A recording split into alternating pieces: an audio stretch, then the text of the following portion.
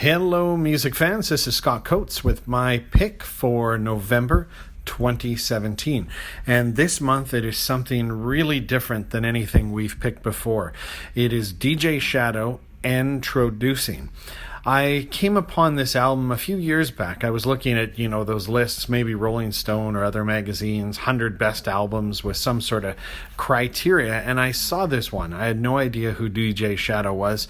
I listened to a number of the tracks and then kind of forgot about it until 2016 when I saw this incredible video for a song called Nobody Speak by DJ Shadow, and it reminded me of Entroducing. And I've gone back and listened to it a couple times, and it's pretty dazzling and extremely unique. It was released in 1996, and he's from California, but had more success apparently in England with the album first, where he was already kind of a star by the time he released this, but people in his native California and America didn't really know him.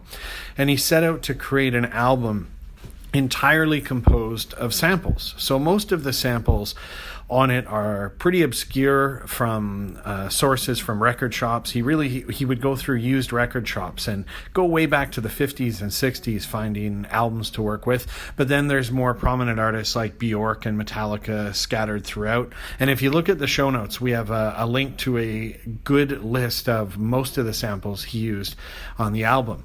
One of the cool things is his studio setup was super minimal. 3 pieces of equipment, an Akai MPC-60 sampler, which I guess was revolutionary at the time, and he kind of became considered to be a master at it. He had a Technics SL 1200 turntable, which anyone who DJ'd back in the day, that's what he used, and an Alesis ADAT tape recorder. So he used those 3 things, and he spent 2 years making it. And I guess he even got in kind of dark, depressive periods, which he says come through on the album. It's super unique. I've never heard anything like it. He says he was inspired by albums like Public Enemy's albums at the time, who used a lot of samples in their albums, and they are a former pick on the Sonic Collective. So be sure to check out the show notes because there's some pretty interesting links there. There's also a documentary called Scratch, which apparently he's featured on. So I hope you enjoy this one. It's pretty unique. It's pretty cool. And for anybody that likes electronic music or hip hop, I think if you think back to the fact that this thing is now 21 years old, it must have been revolutionary when it came out, and I've never heard anything like it since. So enjoy the ride.